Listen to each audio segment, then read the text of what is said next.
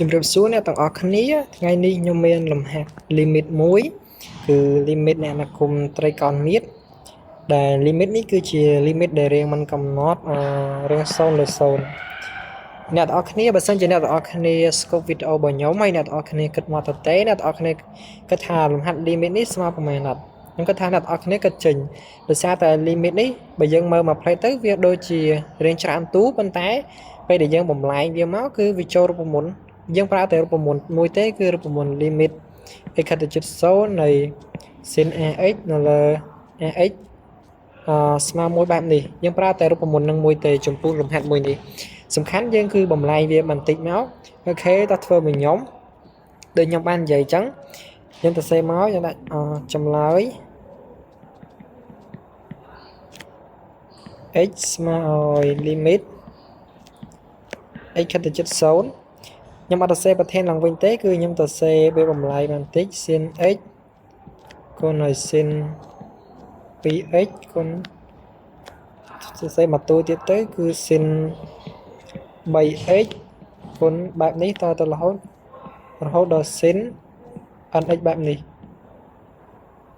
ហើយយើងចែកឲ្យ x ស្វ័យគុណ n យើងអាចទៅសេបានថា x គុណ x គុណ x បែបនេះ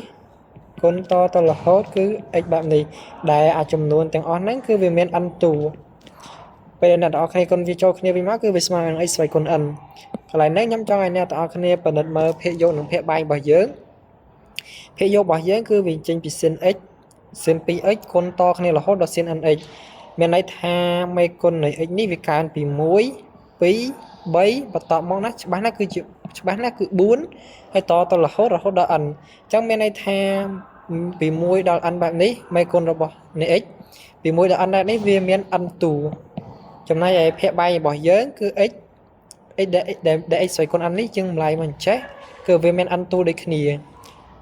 បន្តមកយើងផ្ដាច់ limit នឹងជាផលគុណមកស្មើនឹង limit x ខិតទៅជិត0នៃ sin x នៅលើ x បែបនេះគុណឲ្យ limit x ខិតទៅជិត0 sin 2x នៅលើ x បែបនេះកន្លែងនេះខ្ញុំទៅសេតែ2តួទេគុណតរហូតមានន័យថាតាមលំនាំកម្រិតនៃ switch ហ្នឹងគឺគុណ limit x ខិតទៅជិត0នៃ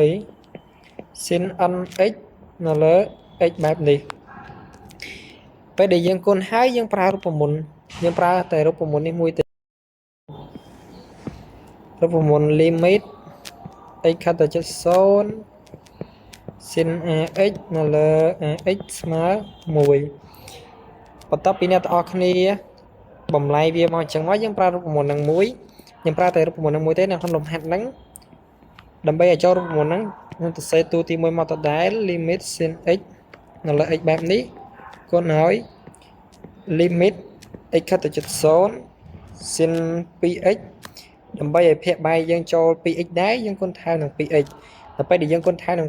ភាគបែងនឹង 2x យើងក៏ត្រូវគុណភាគយកនឹង 2x ដែរដើម្បីឲ្យសម្រួលមកអស់តាមលំនាំគម្រោងបែបនេះគឺ limit x ខិតទៅជិត0 sin nx នៅលើ x យើងគុណថែម n ដូចគ្នាយើងគុណភាគបែងនឹង n ភាគយកក៏ត្រូវគុណនឹង n ដូចគ្នាដែលខ្ញុំបាននិយាយអញ្ចឹងអា limit នេះវាស្មើ1អា limit នេះ1ដូចគ្នា1គុណនឹង1គុណ2គឺ2អញ្ចឹងមានន័យថា limit ហ្នឹងគឺស្មើ1អាមកតួនេះគឺវាចេញ2គុណតគ្នារហូតអាមកតួនេះគឺវាចេញ n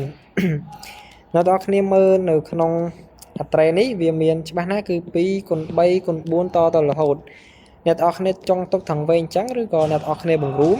តែខ្ញុំគិតថាបង្រួមទៅវាល្អមើលជាងគឺស្មើនឹង n fact តរយៈហេតុអីបានថាស្មើនឹង n fact តរយៈដោយសារតែយើងមានរូបមន្ត n fact យើងនៅទី